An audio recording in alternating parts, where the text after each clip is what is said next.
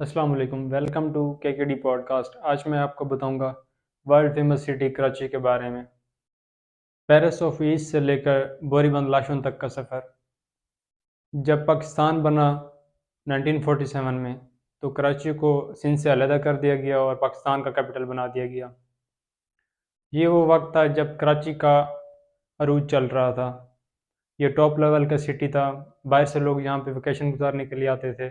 یہاں کے کسینو بہت فیمس تھے، نائٹس یہاں کی بہت فیمس تھیں، نائٹ پارٹیز، اور بیوٹی کے لحاظ سے دنیا بھر میں مشہور تھا۔ پھر ذوالفقار علی بھٹو کے دور میں 1970 میں ایسا ہوا کہ اسلام آباد کو پاکستان کا کیپٹل بنا دیا گیا اور یہ کراچی کے زوال کا ٹائم سٹارٹ ہو گیا۔ اس دوران سندھی اور مہاجرین مسئلے سٹارٹ ہو گئے۔ ان کی بیسک وجہ یہ تھی کہ ان کی دو وجوہات تھیں۔ ایک تو زبان کا ایشو تھا۔ جب یہ زبان کا ایشو بنا تو پاکستان پیپل پارٹی، اس کی بیسک وجہ پاکستان پیپل پارٹی تھی۔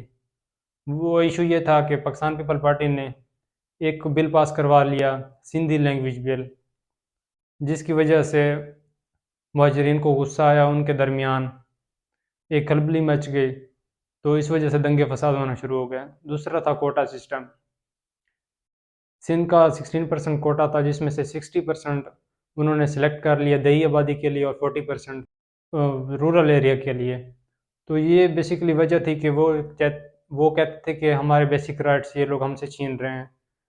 موسٹلی عوام جو کراچی کی تھی وہ پڑھے لکھی تھی، جو انڈیا سے ہجرت کر کے آئے تھے وہ موسٹلی پڑھے لکھے لوگ تھے۔ وہ لوگ تو ایک سیاسی شعور رکھتے تھے، مگر ان کے درمیان ایسا کوئی رہنما نہیں تھا جو ان کو لیڈ کر سکے۔ اس دوران ایک کراچی یونیورسٹی کے اندر ایک نوجوان کھڑا ہوا جس نے آل پاکستان مہاجرین اسٹوڈنٹ فیڈریشن بنائی۔ بعد میں وہ ایک سیاسی پارٹی بن گئی جس کا نام ایم کیو ایم رکھا گیا۔ 1983 کے اندر ایم کیو ایم پارٹی بنی۔ ضیاء الحق کے دور میں جب یہ منظم پولیٹیکل پارٹی بنی تو انہوں نے دو اپنی مانگیں رکھیں۔ فرسٹ یہ تھی کہ رائٹ آف ووٹ صرف کراچی والوں کو دیا جائے، جو باہر سے لوگ آئے تھے ان کو نہ دیا جائے۔ باہر سے وہ لوگ آئے تھے، اس دوران سوویت یونین اور افغان وار ہو رہی تھی، تو کراچی کے بندرگاہیں ان کے لیے کھلی ہوئی تھیں اور بہت زیادہ مہاجرین پاکستان آ رہے تھے۔ کراچی کی جو بندرگاہ تھی وہ اس ٹائم ایسے محسوس ہو رہی تھی کہ ایک اسلحے کا اڈہ بن چکی ہے۔ وہاں پہ بہت زیادہ مہاجرین آنا سٹارٹ ہو گئے، تو اس کی ایک فضا یہ بن گئی کہ زیادہ تر آبادی مہاجرین کی کراچی میں رہنے لگ گئی، جس سے امن و سلامتی خطرے میں پڑ گئی اور مہاجرین کو اپنے لیے کچھ انیشیٹو لینے پڑے۔ اس میں سب سے پہلے یہ تھا کہ وہ چاہتے تھے کہ کراچی کا جو رائٹ آف ووٹ ہے وہ صرف مہاجرین کو دیا جائے جو اس کے اندر پہلے سے رہتے ہیں، اور باقی لوگ اس کے اندر نہ عمل دخل کریں اور ان کی سیاسی جماعت کو اس سے نقصان نہ پہنچے۔ اور دوسری ان کی مانگ یہ تھی کہ ان کو اسلحے کا لائسنس دیا جائے، کیونکہ باہر سے جو لوگ آئے تھے وہ منشیات فروش تھے اور ان کے درمیان اور ان کے درمیان اکثر لڑائی ہوتی رہتی تھی۔ تو وہ کہتے تھے کہ وہ اپنے تحفظ کے لیے ان کو گنز وغیرہ اسلحے کا لائسنس دیا جائے۔ تو پھر یہ ہوا کہ انہوں نے یہ دو مانگیں سیاسی پارٹیز جو بھی اس ٹائم رول کر رہی تھی اس نے قبول نہیں کی، اور پھر 2 نمبر اسلحہ کراچی کے اندر سٹارٹ ہو گیا۔ اس وجہ سے بہت زیادہ کرائمز کراچی کے اندر ہونا سٹارٹ ہو گئے اور کراچی کا امن و سلامتی برباد ہو گئی۔ اسی دوران ایک اور ایشو ہوا جس نے کراچی کی فضا بالکل چینج کر دی، امن و سلامتی کی فضا بالکل درہم برہم ہو گئی۔ وہ تھا بشرا زیدی کا ایشو۔ ایک اسکول سٹوڈنٹ تھی جو اسکول سے پڑھ کر باہر نکلی تو 2 بسوں کے درمیان مقابلہ چل رہا تھا، ان لوگوں نے بس کے نیچے بچی کو دے کے مار دیا اور اس کے بعد وہاں رکے بھی نہیں۔ یہ بات جب باہر پتہ چلی تو مہاجرین نے اس کے خلاف ایکشن لیا۔ اس دوران جو کراچی کی ٹرانسپورٹ تھی اس پر پختون رول کرتے تھے، تو ان کے دوران اور مہاجرین کے درمیان بہت زیادہ تنازعات شروع ہو گئے۔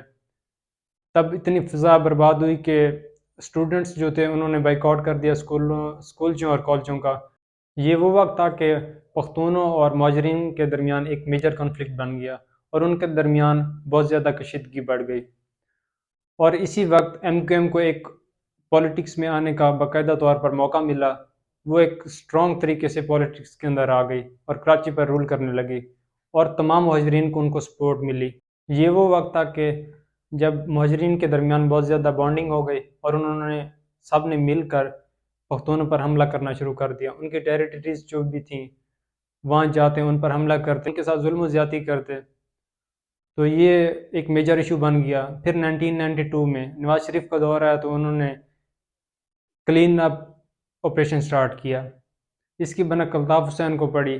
الطاف حسین پہلے تو عمرہ کرنے کے لیے سعودی عرب گیا، جب سچویشن مزید خراب ہو گئی تو اس نے پاکستان آنے کے بجائے لندن چلا گیا وہ، اور اس کے بعد کبھی پاکستان نہیں آیا. جب وہ باہر گیا تو ایم کیو ایم پر الزام لگا کہ وہ پاکستان کو توڑنا چاہتے ہیں، کراچی کو پاکستان سے الگ کرنا چاہتے ہیں اور ایک الگ ملک بنانا چاہتے ہیں، جیسے ہانگ کانگ ہو گیا ایک الگ ریاست. یہ الزام جب لگا تو مہاجرین کو بہت زیادہ غصہ آیا اور انہوں نے بوری بند لاشوں والا قصہ شروع کر دیا. اس ٹائم کراچی کی فضا بہت زیادہ جرائم پیشہ افراد سے بھر گئی، اور کچھ ٹائم بعد الطاف حسین نے آرمی کے خلاف بیان دیا، جس پر اس کے تمام بیانات اور جو بھی میڈیا کال ہوتی تھی اس کو بین کر دیا گیا. کافی ٹائم تک الطاف حسین کو روکنے کی کوشش کی گئی، مگر اس کے باوجود اس کی ایک کال پر پورا کراچی بند کیا جاتا تھا. اس کی جو بانڈنگ تھی لوگوں کے ساتھ، مہاجرین کے ساتھ، وہ بہت زیادہ اسٹرانگ تھی. اس کے ایک کہنے پر وہ کچھ بھی کر دیتے تھے. ایم کیو ایم کو باقاعدہ ختم کرنے کے لیے بہت زیادہ پلانز بنائے گئے، اور کچھ ٹائم بعد جب ایم کیو ایم ویک ہوئی تو اس کے بہت زیادہ دھڑے بن گئے. ایم کیو ایم باقاعدہ طور پر بکھر گئی. ایم کیو ایم کو مزید ویک کرنے کے لیے الطاف حسین کے بیانات کو بند کر دیا گیا. پاکستان میں جو بھی میڈیا سیل تھے جو الطاف حسین کو کوریج دیتے تھے ان کو باقاعدہ طور پر ختم کر دیا گیا، اور بہت زیادہ اسٹرکٹ ایکشن لیے گئے کراچی کی فضا تھوڑی بہتر کرنے کے لیے.